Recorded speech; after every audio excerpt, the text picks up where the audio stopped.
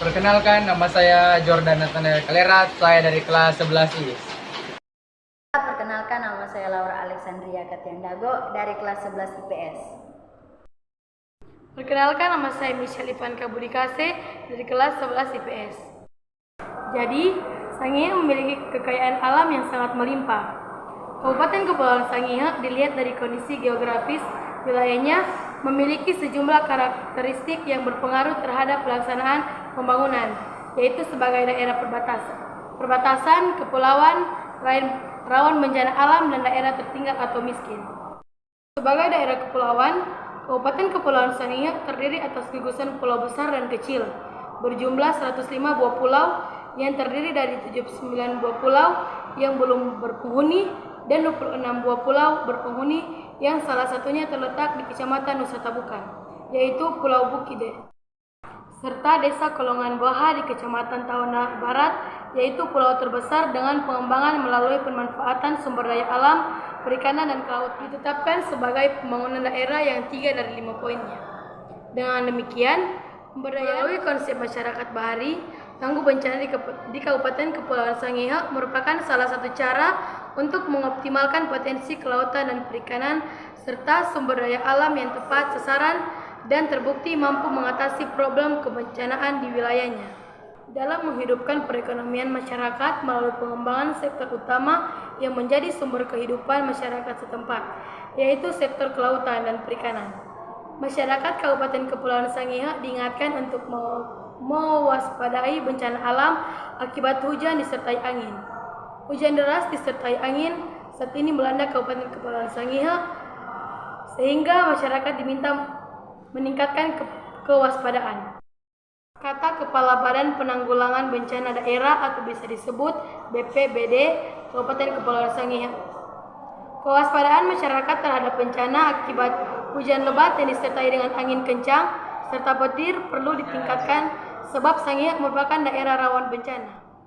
Ada beberapa faktor, yaitu faktor yang pertama, curah hujan yang tinggi, banyaknya masyarakat Sangihe mengonsumsi ikan, cara pengerjaannya nelayan mencari ikan, luas kawasan mencari ikan, pengawasan pada kelautan, upaya pemerintah dalam peningkatan penangkapan ikan, dan pembuatan unit pelatihan.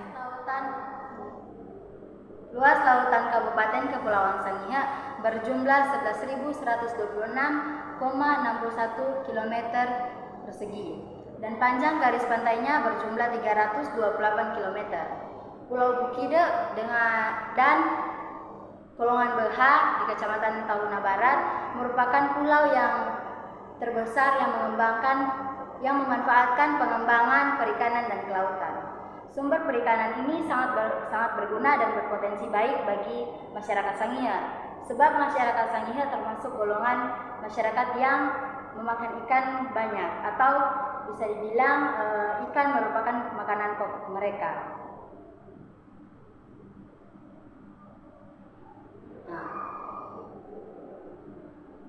Untuk mengembangkan budidaya di perikanan, pemerintah membuat sebuah program latihan tangkap serta menyediakan armada bagi nelayan-nelayan kecil. Selain itu juga Renstra Dinas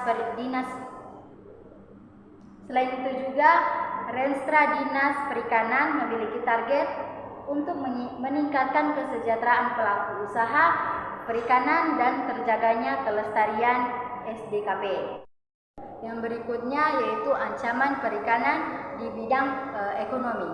Nah, di bidang ekonomi ini para nelayan akan sulit mendapatkan penghasilan lebih dikarenakan mereka harus bertanding dulu dengan nelayan Filipina, yang dimana nelayan Filipina ini memiliki alat yang bagus untuk menangkap ikan. Nah, maka dari itu pemerintah membuat program ini juga berguna bagi nelayan-nelayan di sini, karena pemerintah membuat program ini untuk mengajarkan nelayan Sangihe tentang cara menangkap ikan yang baik. Nah, dan lihai juga dari lihai untuk menangkap ikan.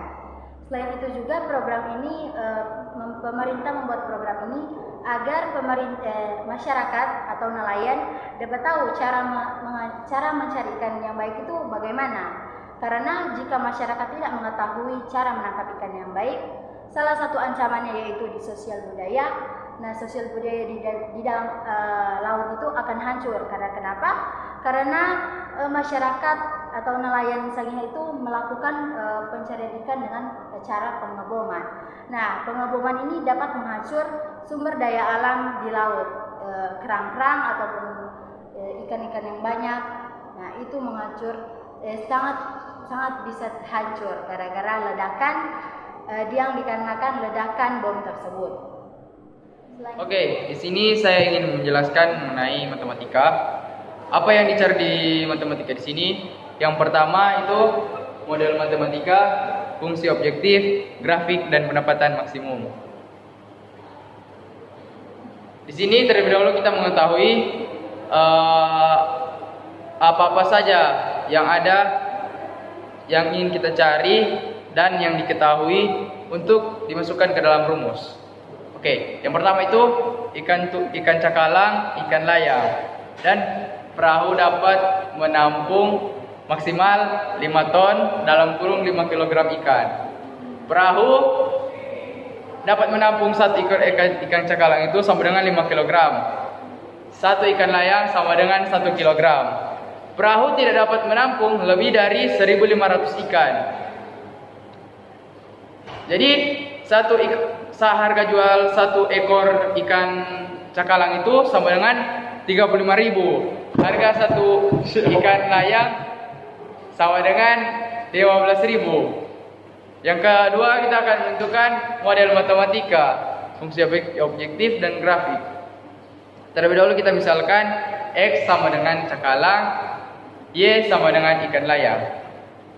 Kita masukkan ke dalam rumus. Min 5X ditambah Y kurang dari 5.000. Lalu F dalam kurung X, Y sama dengan F dalam kurung X ditambah F dalam kurung Y. Jadi kita masukkan X ini ikan cakalang, F dalam kurung 35.000 ditambah F dalam kurung 15.000. Ini adalah fungsi objektif. Lalu kita tulis di sini X ditambah Y kurang dari 1.500, 5X ditambah Y kurang dari 5.000. Lalu kita misalkan X lebih dari sama dengan 0 dan Y lebih dari sama dengan 0. Kita masukkan ke dalam tabel ikan cakalang. Lanjut.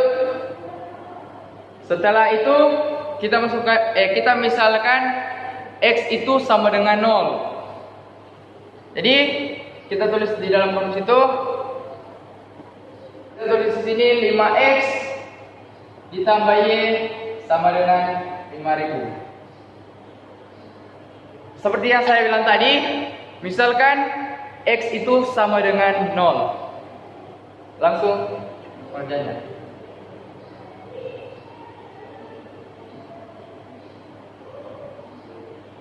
Setelah seperti ini, kita mencari nilai X dan Y. Terlebih kita mencari nilai Y. Kita mencari nilai X dan Y. Terlebih kita mencari nilai Y.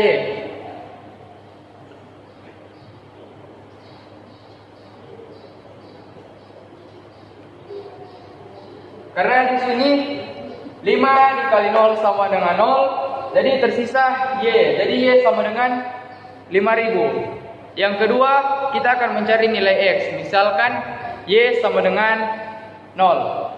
Oke. Di sini kita sudah mendapatkan hasilnya, yaitu 5X ditambah Y sama dengan 5.000. Baru kita masukkan, kita ganti Y itu sama dengan 0. 5X tambah 0 sama dengan 5.000. 5X sama dengan 5.000. X sama dengan 5.000 bahagi 5. Hasilnya itu 1.000. Lanjut, kita masukkan ke dalam table. Koma 0. Setelah semuanya yang sudah ditulis di dalam table, kita lanjut ke tahap yang kedua, yaitu misalkan sama seperti tadi, misalkan X sama dengan 0, tetapi kita ganti 5.000 ini menjadi 1.500. Sama seperti tadi, kita terlebih dahulu mencari nilai Y. Y sama dengan 5.000. Sama seperti yang pertama ini, kita cari nilai X. Dan hasilnya sama seperti nilai Y. Lalu kita masukkan ke dalam table. Oke. Setelah semuanya sudah dapat, kita masuk ke tahap selanjutnya. Setelah kita mendapatkan X dan Y, kita masukkan di dalam grafik. Berikut adalah gambarnya. Ini merupakan persamaan 1 dan ini adalah persamaan 2. Dari sini kita akan mencari titik potongnya, yaitu pertama di sini, kedua di sini, ketiga di sini, dan keempat di sini. Kita bisa sebutkan di sini A, di sini B, di sini C, dan di sini D. Diketahui bahwa A itu 0,1500. Karena kenapa 0? Karena di sini merupakan titik potongnya dan di sini jumlahnya adalah 0,0. Berarti B itu 0,0 dan C 1000,0.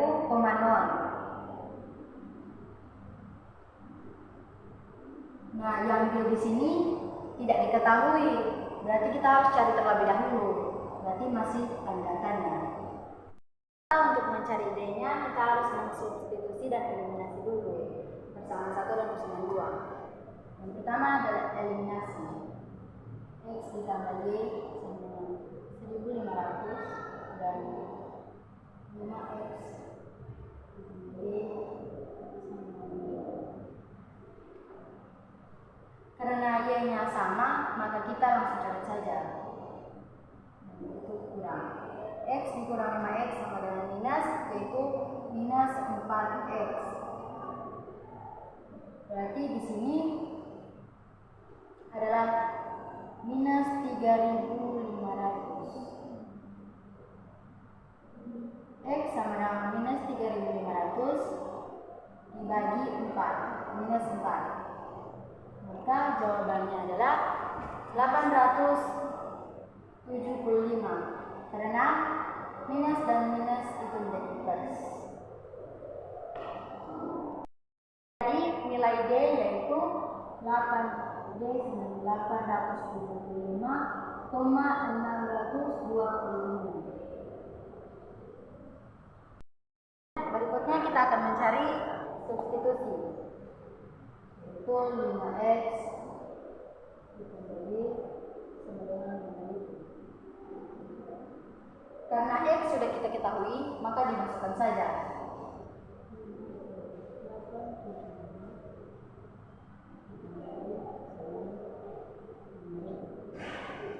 Maka 5 dikali 875 yaitu 4.375.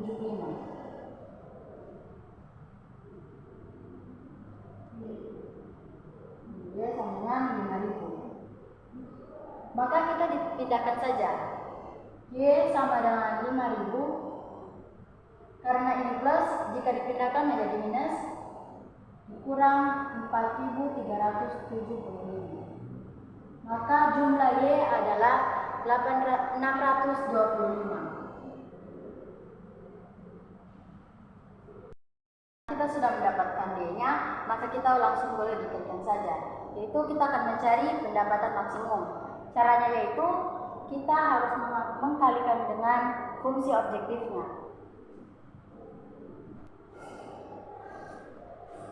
Rupiah. Kita masuk ke ekonomi dan sosiologi ya. Yang pertama permasalahan. Tahunan cukup banyak permasalahan dalam bidang kelautan. Di Kabupaten Kepulauan Sangihe masih membutuhkan penanganan pusat seperti keberadaan kustor atau pengawetan di pulau-pulau yang tidak berfungsi, termasuk kondisi pelabuhan, perikanan dan pengolahan ikan kampung dago yang belum maksimal. Dan di daerah Sangihe juga ada penangkapan ikan secara ilegal. Jadi kelompok kami mengambil kesimpulan dan memberikan solusi, yaitu yang pertama, membangun lebih banyak cold store agar dapat banyak digunakan dan memperbanyak cabang yang ada di Kepulauan Sangihe agar produksi lebih maksimal dan lebih banyak. Dan harus ada penjaga di setiap cold store agar tidak ada pencurian ikan. Yang kedua itu, karena di Sangihe sering terjadi pengambilan ikan secara ilegal, jadi kita harus memperketat penjagaan di angkatan laut agar terhindar dari pengambilan ikan secara ilegal. Jadi hubungan antara masyarakat lokal, budaya dan SDA yang ada di Sangihe itu, masyarakat di Sangihe selalu hidup tentram dan masih mempertahankan budaya yang ada dan saling menghargai dengan yang lain. Dan juga masyarakat Sangihe yang memanfaatkan SDA ini selalu dengan teliti sebelum membuat suatu produk dalam mengolah SDA dengan baik. Faktor penghambat pertumbuhan dan pembangunan perekonomian yang ada di daerah Kabupaten Kepulauan Sangihe. Curah hujan faktor yang pertama itu curah hujan yang tinggi dapat menyebabkan para nelayan tidak bisa mencari ikan dengan baik karena gelombang tinggi yang disebabkan oleh curah hujan. Yang kedua, banyaknya masyarakat mengonsumsi ikan. Jadi masyarakat di Sangihe ini sangat doyan dengan mengonsumsi ikan, sehingga para nelayan ini harus bekerja ekstra agar kebutuhan yang ada di Kepulauan Sangihe ini bisa terpenuhi. Yang ketiga, cara pengerjaan nelayan mencari ikan. Jadi masyarakat tidak boleh menangkap ikan dengan cara pemboman karena dapat merusak ekosistem laut. Yang keempat, kawasan mencari ikan di Sangihe memiliki kawasan laut yang cukup luas untuk mencari ikan, sehingga masyarakat Sangihe dapat mencari ikan dengan bebas. Yang kelima, pengawasan pada kelautan. Dari luasnya kelautan di Kabupaten Kepulauan Sangihe ini, negara lainnya mengambil ikan di perairan Sangihe. Faktor yang keenam, upaya pemerintah dalam penangkapan ikan. Di Sangihe juga banyak nelayan, tetapi pemerintah ingin lebih memperbanyak nelayan yang disebabkan banyaknya masyarakat Sangihe yang mengonsumsi ikan. Jadi masyarakat di Sangihe ini, pemerintah itu bijak dengan adanya konsumsi ikan yang banyak, sehingga pemerintah menambah alat tangkap atau menyediakan fasilitas untuk menangkap ikan. Yang ketujuh, pembuatan unit pelatihan. Jadi masyarakat Sangihe ini, pemerintah yang ada di Sangihe ini bukan hanya menyediakan, tetapi melatih nelayan-nelayan agar bisa menangkap ikan dengan baik. Yang ke-8, penyediaan armada. Jadi warga di Sangihe ini termasuk sejahtera karena pemerintah menyediakan penangkap ikan dan perahu, sehingga dapat menangkap hasil ikan dengan maksimal, seperti jala dan alat tangkap ikan lainnya. Langkah-langkah sosial dan budaya. Yang pertama, hidup sebagai anak sosial. Yang kedua, mempunyai relasi yang baik saat berteman. Yang ketiga, ketika ada orang yang mencurigakan, kita tidak boleh mendekat. Lebih tepatnya, kita harus menjaga jarak agar tidak terjadi apa-apa. Yang kedua, dalam ekonomi, menekan tingkat pengangguran. Langkah-langkah meningkatkan kualitas pendidikan dan keterampilan bagi setiap warga negaranya. Yang kedua, menciptakan lapangan kerja yang bersifat padat karya, meningkatkan pelatihan kerja di setiap industri modern. Dan ketiga adalah bidang politik, mengembangkan demokrasi politik, mengaktifkan masyarakat sipil dalam arena politik, mengadakan reformasi lembaga-lembaga politik agar menjalankan fungsi dan peranannya secara baik-baik dan benar. Memperkuat kepercayaan rakyat dengan cara menekankan pemerintah yang bersih dan berwibawa, menekankan supremasi hukum, memperkuat posisi Indonesia dalam kancah politik internasional. Produk yang bisa dihasilkan ketika kita memanfaatkan SDA ini dengan baik, yang pertama itu kita bisa menghasilkan produk dalam bidang kelautan itu, kita bisa memanfaatkan sisik ikan sebagai kerajinan dalam bentuk sepatu. Jadi pemanfaatan SDA ini dapat membawa dampak positif bagi masyarakat dan menambah kreativitas tersendiri bagi masyarakat. Banyak yang dapat kita buat ketika kita memanfaatkan SDA ini dengan baik. Jadi kaitannya dengan era 4.0 ini yaitu masyarakat harus lebih mengikuti perkembangan zaman di dunia sekarang, karena dunia sekarang semakin maju dan berkembang, sehingga ketika kita melakukan penangkapan di bidang perikanan ini, kita harus menambah pengetahuan kita dengan memanfaatkan teknologi sebagai alat tangkap lebih canggih.